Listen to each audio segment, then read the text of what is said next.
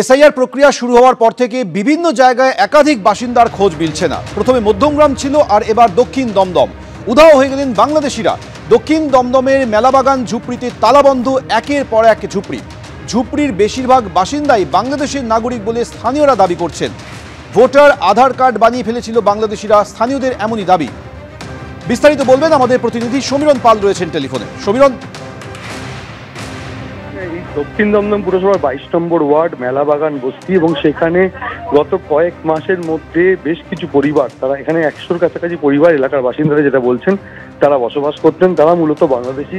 তারা এদেশে দিনমজুরের কাজ করতেন। রাতের অন্ধকারে প্রয়োজনীয় সামগ্রী নিয়ে তারা একে একে এলাকা ছেড়ে চলে যাচ্ছেন, আর সামান্য হাতে গোনা কয়েকটি পরিবার বসবাস করছেন। যারা বসবাস করছেন তারা মুখে কুলু পেটেছেন। তবে এলাকার বাসিন্দারা বলছেন তারা টাকার বিনিময়ে ভোটার কার্ড, আধার কার্ড তৈরি করেছিলেন, ভোট পর্যন্ত দিতেন। কিন্তু যেহেতু এসআইআর চালু হয়েছে, সেই কারণে তারা আর ভোট দিতে পারবেন না। তার কারণেই তারা বাংলাদেশে ফিরে গেছেন। এরমভাবে বেশ কিছু বাংলাদেশি পরিবার তারা চলে গেছেন এই বাগজোলা খাল লাগোয়া এই বস্তি এলাকার বাসিন্দারা। তবে পুলিশের পক্ষ থেকে এটা জানানো হচ্ছে যে বেশ কয়েক মাস আগে এক যুবককে জাল নোটিশ সহ গ্রেপ্তার করা হয়েছিল, এবং সম্প্রতিকালে এসআইআর চালু হওয়ার পর বেশ কিছু পরিবার তারা বাংলাদেশে পাড়ি দিয়েছেন। এলাকার যে বাসিন্দারা তারা বলছেন যে তারা বসবাস করতেন, দিনমজুরের কাজ করতেন, কিন্তু যেহেতু এসআইআর চালু হয়েছে আর তাদের প্রয়োজনীয় নথি নেই, আর সেই কারণেই তারা ফের বাংলাদেশে ফিরে গেছেন। সমীরণ, ধন্যবাদ। দক্ষিণ দমদমের মেলাবাগান বস্তিতে একাধিক ঝুপড়ি তালাবন্ধ রয়েছে। বাংলাদেশিরা উধাও হয়ে গিয়েছেন। ঝুপড়ির বেশিরভাগ বাসিন্দাই বাংলাদেশের নাগরিক বলে স্থানীয়রা দাবি করছেন। স্থানীয়রা আর কি বলছেন শুনুন। 100খানা পরিবার তো থাকতোই, এরা নেই প্রায় দু সপ্তাহখানেক মতো নেই। বাকি সব তার আগেই চলে গেছে। হাফ পরিবার সব পালিয়ে পুলিয়ে। এবার আমাদের সেন্টার জেলে অনেকজনকে ধরেছে এখান থেকে, আপাতত 50 জনের উপরে। হ্যাঁ, এবার বাকি লোক সব এরা সব ছিল 20-25 বছরের ওপর থেকে ছিল। এরা সব বাংলাদেশ থেকেই এসেছিল এপার হয়ে। নেই আধার কার্ড, নেই কিছু। ভোটও দিত এরা, প্রত্যেক বছর ভোট দিত এরা। সেই ভোটগুলো তো এখন কি করবে, সেই জন্যই তো এরা ভয় পেয়ে গেছে, সব চলে গেছে। তা কে জানে, কিন্তু অর্ধেকজন সব বাংলাদেশেরই ছিল। এখনো আছে যে কজন, সবাই বাংলাদেশেরই লোক। দক্ষিণ দমদমের ঘটনা, যেখানে উধাও হয়ে গিয়েছে বাংলাদেশিরা। দক্ষিণ দমদমের মেলাবাগান ঝুপড়িতে তালাবন্ধ রয়েছে একটার পর একটা ঝুপড়ি। ঝুপড়ির বেশিরভাগ বাসিন্দাই বাংলাদেশের নাগরিক বলে স্থানীয় বাসিন্দারা দাবি করছেন। ভোটার আধার কার্ড বানিয়ে ফেলেছিল বাংলাদেশিরা, স্থানীয়দের এমনই দাবি। কয়েকদিন আগে মধ্যমগ্রামে খিলকাপুরে ঠিক একই ছবি দেখা গেছিল। রাতারাতি উধাও হয়ে গিয়েছিল অন্তত 150 বাসিন্দা। আর এবার মধ্যমগ্রামের পর দক্ষিণ দমদম, সেখানেও মেলাবাগান বস্তিতে একাধিক ঝুপড়ি পুরো তালাবন্ধ হয়ে পড়ে রয়েছে। কোথাও গেলেন এরা। এই যাদেরকে পাওয়া যাচ্ছে না, তারা প্রত্যেকেই বাংলাদেশি বলে স্থানীয়রা দাবি করছেন। ঠিক একই রকম দাবি করেছিলেন মধ্যমগ্রামের ক্ষেত্রে খিলকাপুরের স্থানীয় বাসিন্দারা।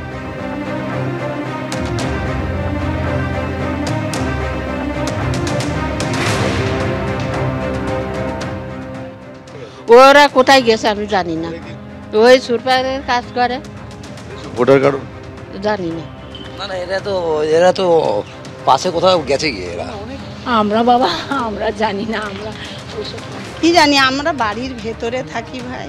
এই দাদা, এসআইআর প্রক্রিয়া শুরু হয়ে যাওয়ার পর থেকে একের পর এক বাড়িতে তালাবন্ধ। এইভাবে প্রশ্ন হচ্ছে যে এই বাসিন্দারা গেলেন কোথায়। স্থানীয় বাসিন্দারা দাবি করছেন যে বাড়িগুলিতে তালাবন্ধ হয়ে পড়ে রয়েছে তারা প্রত্যেকেই বাংলাদেশি। রাতের অন্ধকারে জিনিস নিয়ে গাড়ি করে তারা চলে গিয়েছেন বলে তারা দাবি করছেন। ভোটার আধার কার্ড বানিয়ে ফেলেছিল এই বাংলাদেশিরা বলে এমনও দাবি করছেন স্থানীয়রা। আর এই এসআইআর প্রক্রিয়া শুরু হওয়ার পর থেকে বিভিন্ন জায়গায় এইভাবেই একাধিক বাসিন্দাকে খুঁজে পাওয়া যাচ্ছে না, যার মধ্যে সর্বশেষ সংযোজন দক্ষিণ দমদমের এই মেলাবাগান বস্তির ঝুপড়িতে।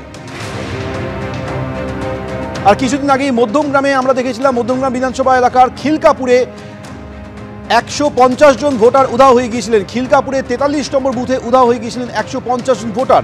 তারা গেলেন কোথায়? ভোটার তালিকায় তাদের নাম রয়েছে, অথচ তাদের চেনেন না এলাকার লোকজন। আর এবার দেখা যাচ্ছে দক্ষিণ দমদমের মেলাবাগান ঝুপড়িতে, সেখানেও অসংখ্য ঝুপড়িতে তালাবন্ধ হয়ে পড়ে রয়েছে।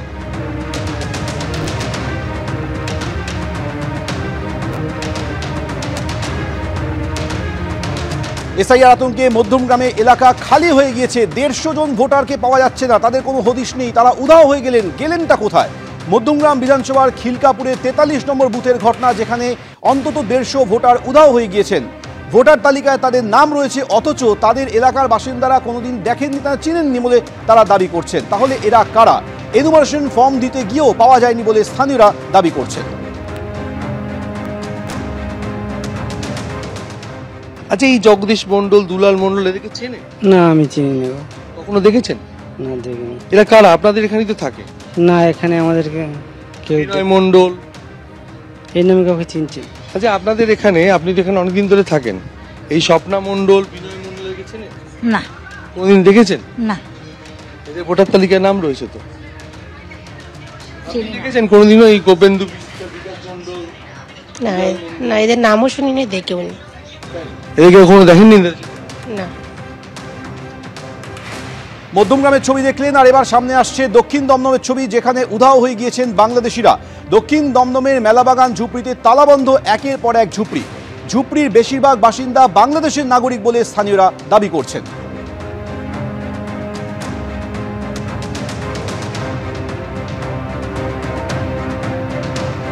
এমনকি ভোটার কার্ড, আধার কার্ড তারা বানিয়ে ফেলেছিলেন এবং তারা প্রত্যেকেই বাংলাদেশি বলে স্থানীয়রা দাবি করছেন। এলাকা থেকে উধাও হয়ে গিয়েছে বেশ কিছু পরিবার, পুলিশও সে কথা মেনে নিচ্ছে। আমাদের সঙ্গে এই মুহূর্তে রয়েছেন শ্রমিক ভট্টাচার্য। শ্রমিকবাবু, গতকালই মধ্যমগ্রামে দেখেছিলাম 150 জন ভোটারের কোনো হদিশ পাওয়া যাচ্ছিল না, আর এবার দক্ষিণ দমদম, সেখানেও বাংলাদেশিরা উধাও হয়ে গিয়েছেন। স্থানীয়রা বলছেন রাতের অন্ধকারে জিনিস নিয়ে তারা পালিয়ে গিয়েছেন।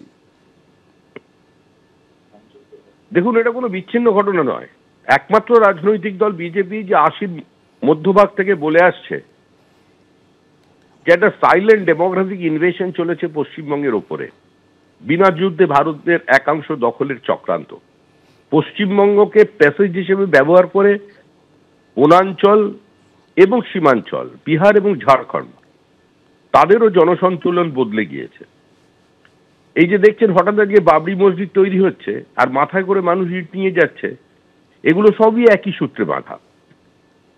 ওয়াকফ নিয়ে যে আন্দোলন হয়েছিল, ট্রেনে আগুন লাগানো হয়েছিল, হিন্দুদের দোকান পুড়িয়ে দেওয়া হয়েছিল, হিন্দুদের একজন বিধায়ক যিনি শাসক দলে, তিনি পর্যন্ত তার পরিবারকে নিয়ে যেতে, পালিয়ে যেতে বাধ্য হয়েছিলেন।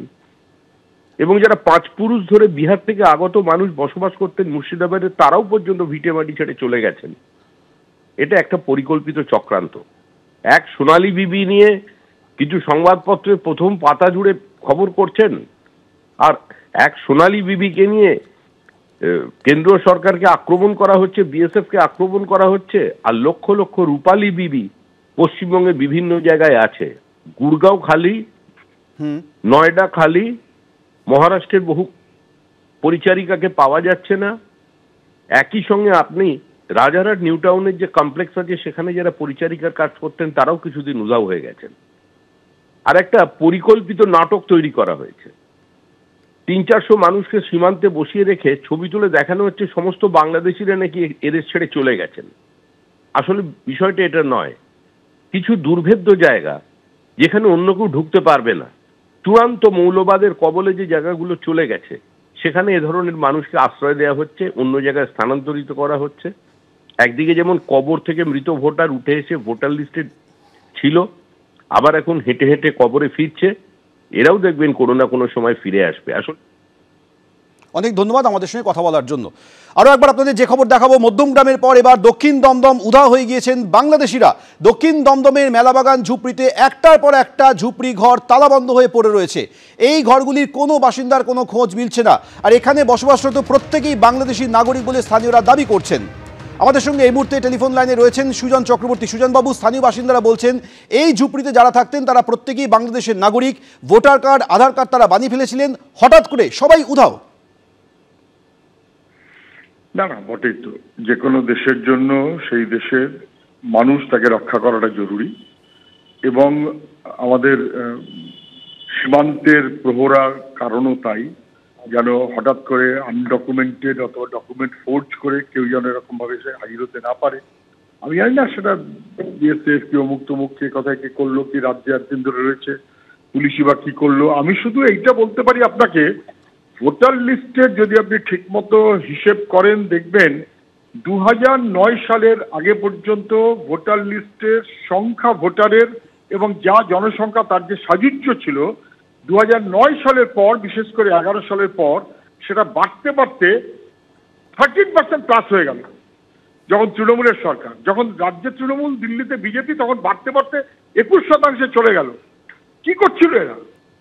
প্রত্যেকটি মানুষের অধিকারকে যেমন রক্ষা করতে হবে, আনডকুমেন্টেড সিটিজেন তার অধিকারকেও রক্ষা করতে হবে, তেমন বেআইনিভাবে অনুপ্রবেশকারী তার হিসেব কোথায় কেন ব্যবস্থা নিশ্চয়ই করতে হবে। এটা সংখ্যায় কত আমি বলতে পারবো না।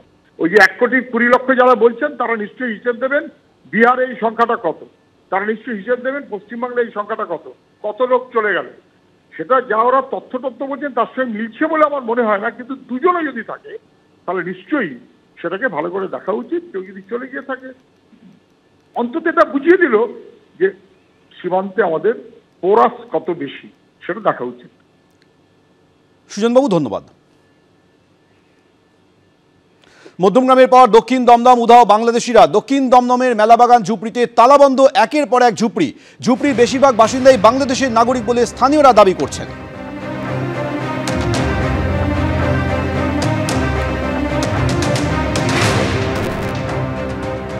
দুটি ছবি দেখাচ্ছি। গতকাল মধ্যমগ্রামের খিলকাপুরে 150 জন ভোটার হঠাৎ করে উধাও হয়ে গিয়েছিলেন।